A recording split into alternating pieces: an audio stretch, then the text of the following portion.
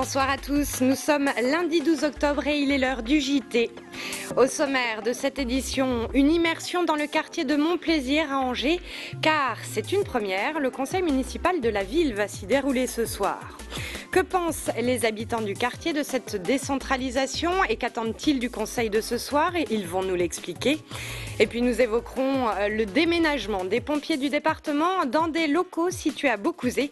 C'est un regroupement de services en un lieu unique. Nous démarrons donc cette édition dans le quartier de Montplaisir à Angers où aura lieu ce soir un conseil municipal un peu particulier. Deux raisons majeures expliquent cette nouveauté, la présentation du plan quartier de la ville d'Angers et le projet de rénovation de Montplaisir. Les explications de Fabrice Gadon. En délocalisant pour la première fois un conseil municipal dans un quartier, l'équipe de Jean-Claude Antonini a voulu donner un signe fort. Les enjeux sont, il est vrai, d'envergure. Il s'agit en effet de lancer un plan quartier et de réfléchir à l'aménagement futur de Montplaisir. Pour le plan quartier, l'objectif est de proposer une série de mesures destinées à aider sous diverses formes les habitants. Cela passe notamment par du soutien scolaire, la création de plateaux sportifs et bien évidemment des dispositifs de soutien à l'emploi. Au total, 420 000 € sont d'ores et déjà programmés pour ce plan quartier. En ce qui concerne plus précisément Montplaisir, les décisions prises ce soir devraient déboucher sur une opération de rénovation urbaine comme celle que vivent actuellement la Roseraie, le Grand Pigeon ou Belle-Beille. L'ambition est de désenclaver le quartier et de l'ouvrir le plus possible vers l'extérieur. Des architectes et des urbanistes vont travailler sur le dossier dès la fin de cette année en s'appuyant sur la population. Le projet final sera connu à l'été prochain. Un projet qui devra tenir compte de l'hypothèse tramway. Les études pour la deuxième ligne proposent en effet une option pour le passage de ce mode de locomotion dans le quartier Montplaisir. Ce matin, nous avons demandé aux habitants du quartier de Montplaisir ce qu'ils pensent de ce conseil délocalisé. Voici leurs réactions recueillies par Lisa Boval, Bérangère Weiss et Nicolas Didel. C'est donc ici, dans la salle des sports de Montplaisir, que va se tenir le conseil municipal. Ce matin, tous les habitants n'étaient pas forcément au courant, mais on apprécie plutôt l'initiative. Déjà, rien que voir comment ça va se passer. Je suis très curieuse de naturel.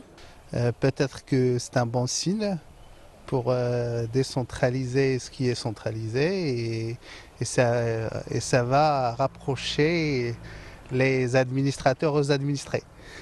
Mais surtout, les habitants attendent que des décisions concrètes soient prises, des décisions qui concernent leur quartier. Beaucoup de choses à faire, aider beaucoup la jeunesse, chose d'une, pour pas qu'ils tombent dans la délinquance. Oui, je pense qu'il y a des choses à changer. Je pense que sur le regard des gens, il y a des choses à changer énormément. Il y a des gens qui sont fragilisés aujourd'hui et qui n'osent peut-être pas sortir et qui sont chez eux comme ça. Parce que le quartier est un petit peu aussi difficile, certainement. On va voir si ce qui a été comme synthèse sera concrétisé ou pas.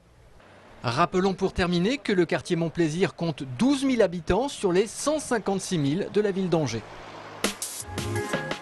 Le conseil municipal aura donc lieu ce soir à partir de 20 h, salle des sports à Montplaisir. Il est ouvert à tout public et nous en reparlerons demain, bien sûr. En bref, grosse frayeur cette nuit pour les passagers d'un bus qui circulait sur l'autoroute A87 du côté de Beaulieu-sur-Layon. Vers minuit, suite à un problème mécanique, le bus a pris feu. Il a été complètement détruit par l'incendie. Heureusement, le conducteur s'était arrêté sur le bas-côté. Il a pu évacuer tous les passagers. Pas de blessés donc, mais la circulation a été interrompue plusieurs heures sur l'autoroute dans le sens La Roche-Angers. Économie, avec une situation qui se débloque chez Rapidex, l'entreprise des Coufflans spécialisée dans les machines d'emballage. Un compromis a été trouvé vendredi dernier entre la direction et ses salariés qui demandaient à bénéficier des conditions de départ prévues par un précédent plan social. S'ils le souhaitent, les salariés pourront quitter l'entreprise avec 15 000 € de prime fixe en plus de leur ancienneté. Après 3 jours de conflit, ils ont repris le travail ce matin. Un déménagement d'envergure pour les pompiers du service départemental d'incendie et de secours. Le siège du SDIS est désormais à Beaucouzé. Plus de détails avec ce reportage d'Olivier Moliard. Ça déménage chez les pompiers de la rue de Nazareth à Angers. Ce lieu est peu connu des Angevins, mais c'est ici qu'arrivaient tous les appels au 18 et au 112 du département. Ce matin, les cartons et le mobilier ont commencé à quitter le siège du service départemental d'incendie et de secours. Nous allons retrouver des locaux plus adaptés à nos missions et puis nous allons également retrouver un site qui va nous permettre de nous désenclaver puisque le site de Nazareth était un petit peu aujourd'hui mal, on va dire, situé par rapport aux grands axes routiers. Il est 14 h et après 37 ans de bons et loyaux services, le centre d'alerte des pompiers de Nazareth s'est arrêté.